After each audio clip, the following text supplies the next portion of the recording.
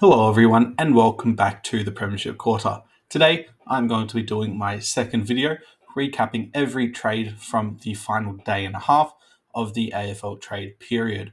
I posted my video yesterday, and about an hour afterwards, the Dan Houston mega deal went through, which is a bit of unfortunate timing. However, it also means I can get some more trades into this video. Before we get into it, if you wouldn't mind subscribing to my channel and leaving a like on the video, really help push my video in the YouTube algorithm and grow my channel. But with that being said, let's get straight into the video.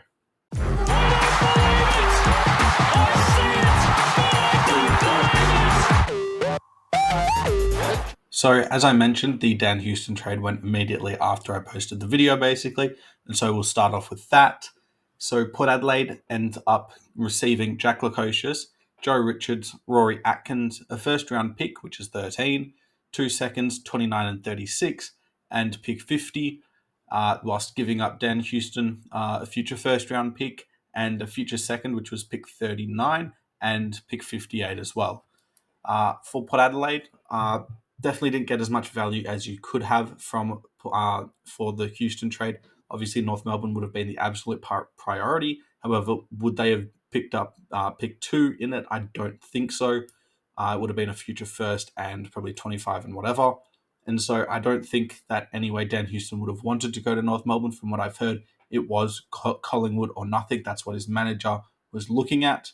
And so it's not capitalizing on every bit of value you could have gotten, but still an all right trade. You obviously get back a really good potential in Jack Lukosius as a young forward, can fit alongside Georgiades and Lord, and then probably Radaglia as your other key forward. You get Joe Richards, who's probably on the same level as that other small forwards. You got McEntee and a couple others. Obviously, nowhere near the level of Rioli. Burn Jones is probably also slightly ahead, but I think he can fit in as that third. And then you also get Rory Atkins, who'll probably slot into the wing, might allow someone like Sin to go into the backline as plays that Houston role, or maybe even Burgoyne, given how good he was in the final against Sydney. Not against Sydney, against Hawthorn as a halfback flanker. For Collingwood, they obviously get Dan Houston, a really good trade, and they're looking to be another season of premiership contending. They also get pick 58, whilst giving up Richards, Noble, a first-round pick, and a second, which was pick 36. This is fantastic value from them. They give up a player in Richards who probably wouldn't have made their team, John Noble, who good halfback flanker, but just nowhere near the level of Houston, as well as a first-round pick and a second-round pick. I think that's really good value for them. They do get, I think, is 27 or 28 Houston, and so he's still in his prime, but it's towards the end of it. And I think there's a lot of experience on this team, but they still need a bit of youth. And so getting back pick 58 could potentially work out to get another player who'd probably replace Richards. For Gold Coast, they get Noble, a first round pick from Collingwood, first round pick from Port Adelaide, and pick 39. Then they give up Lukosius, Atkins, a first round pick, which was 13, which they needed to get rid of for the Leo Lombard pick because it'll absorb it. They also gave up 29 and pick 50. Now, from what was reported the night before, pick 50 wasn't in that, but it was actually a part of the deal, just wasn't reported. So nothing changed. Port Adelaide just decided to trade it immediately. They didn't want to bother. Apparently, Gold Coast gave them a deadline and for pick 13 to be involved, which is why it was a 3-team trade. For Gold Coast, I think this is a fantastic deal. You get a very good halfback flanker in Noble, who probably works pretty well alongside Rioli. You get the contract of Rory Atkins off your books, same with Lukosius.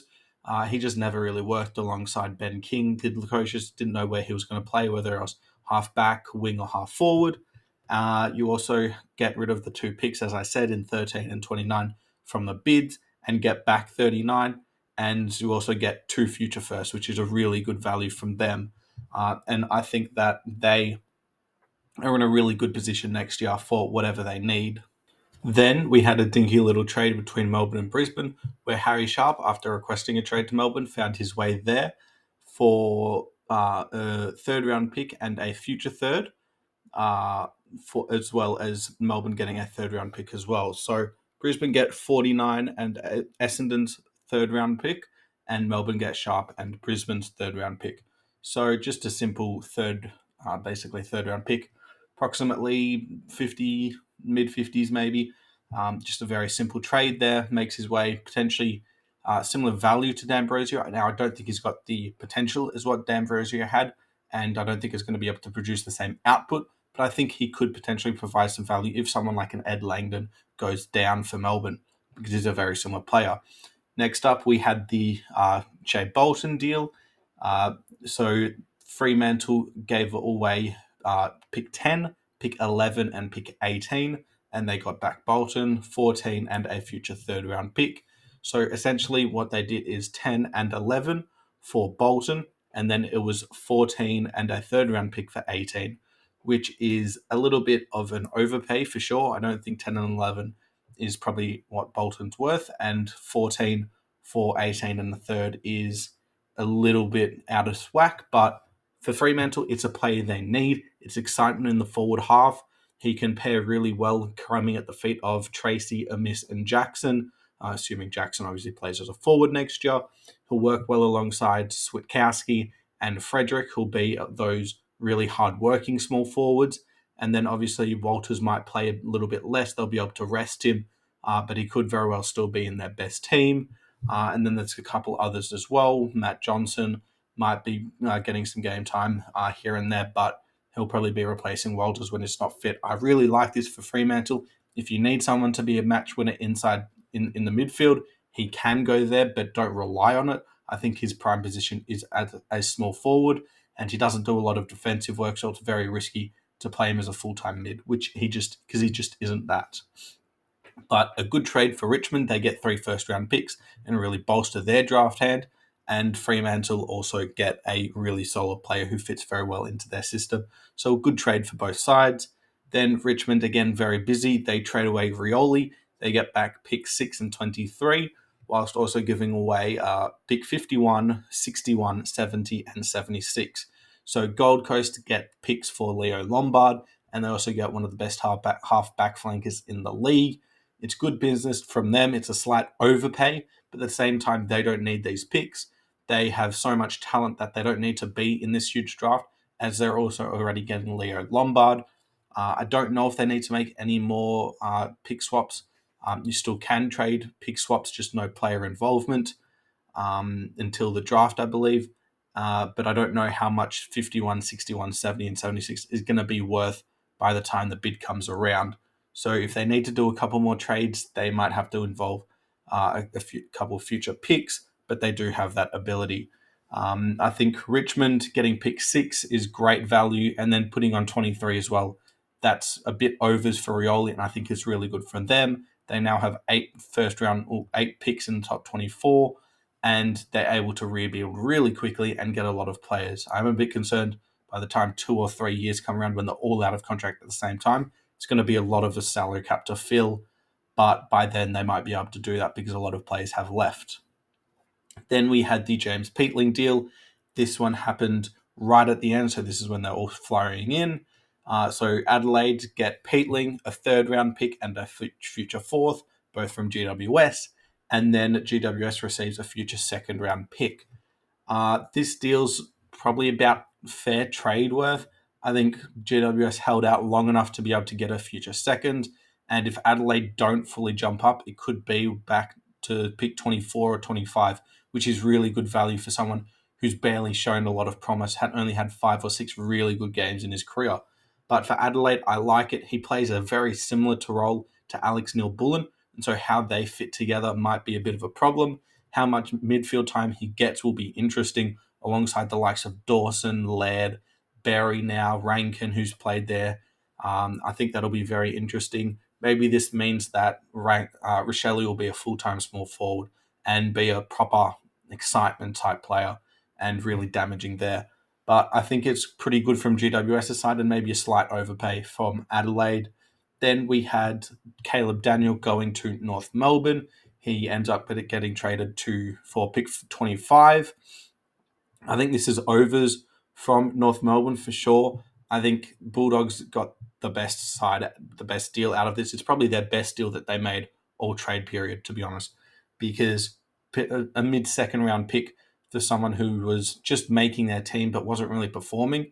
I still think he's under 30, so there's still a fair bit left in his tank. But I just don't know why North Melbourne would do this. They've already got Fisher, they've got McKertroff of halfback. Sheasel can play there if he needs, although he's playing more midfield time. I just don't understand why they need to do this. Yes, there's getting experience, but I don't think giving this pick up is necessary. They're also not really relying on anyone else in the youth team to build up into it.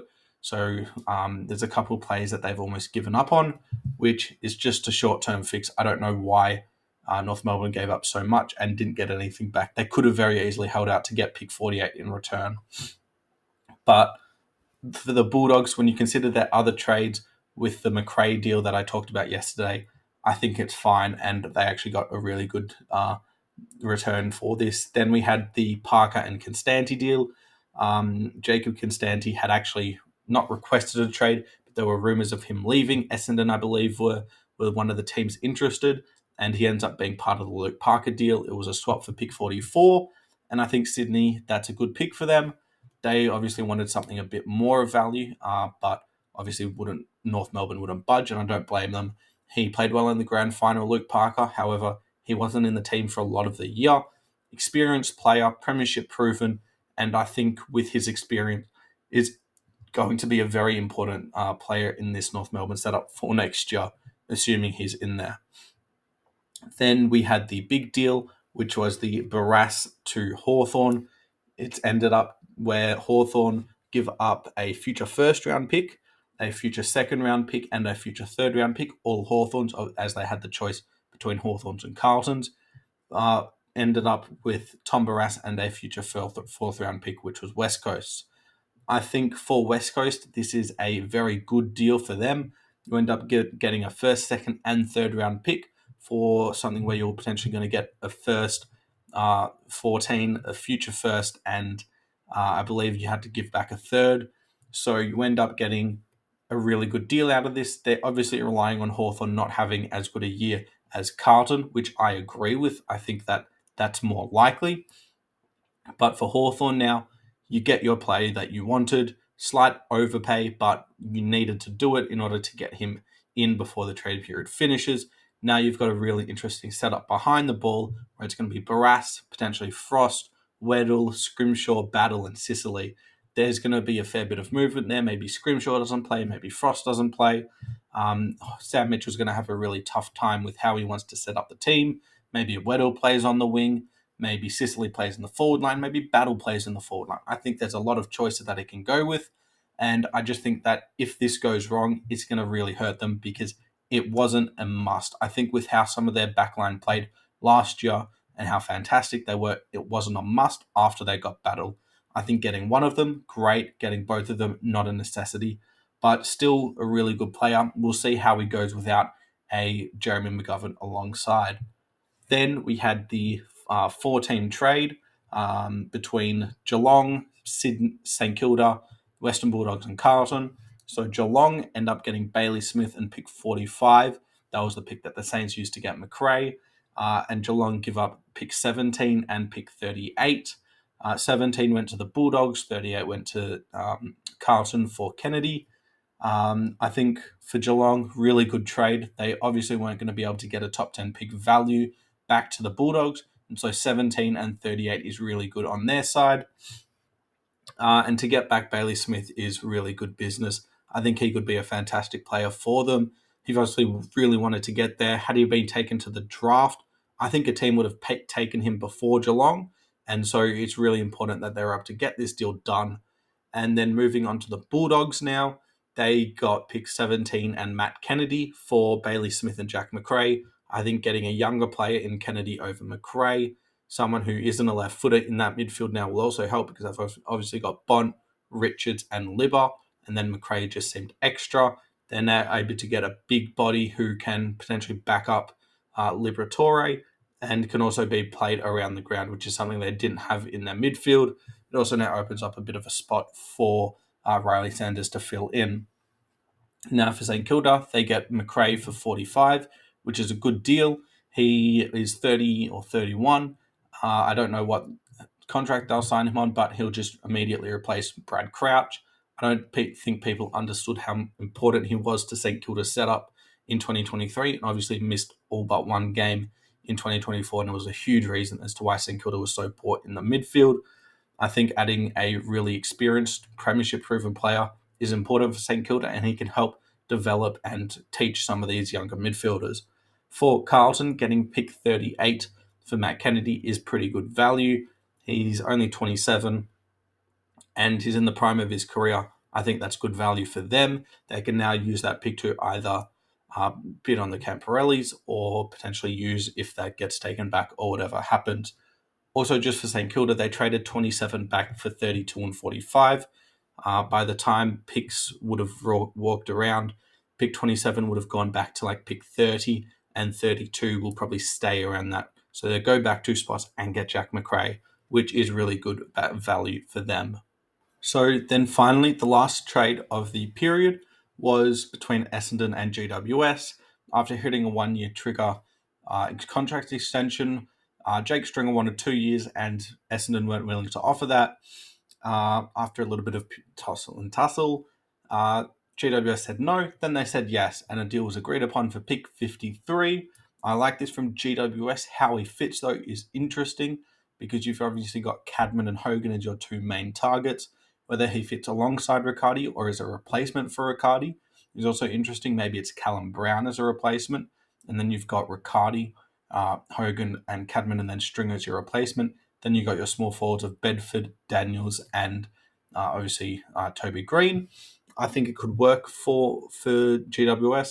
If I'm Essendon, however, I just don't see why you wouldn't do this deal. You get a pick that you might need to use for Isaac Kako, and you get a player off your books who just is too inconsistent. He obviously there's the contract year Stringer argument, but he also just in games isn't always there. And I think moving past this player is a real clean slate for Essendon. They can build upon this, give some more opportunities to younger players. Harrison Jones could potentially fill his void, and I think it's a really good move for them. And I think that with this resolved now, Essendon can finally move past it. It was a failed experiment for Jake Stringer, and I think off the books is a really good result for him. Not giving him that 2-year deal is the right option. But that recaps every trade period deal after obviously halfway through Tuesday. Really appreciate you guys sticking around. If you wouldn't mind leaving a like and subscribing to my channel, as I mentioned, really helps grow my channel. But with that being said, thank you for watching, and I'll see you all next time.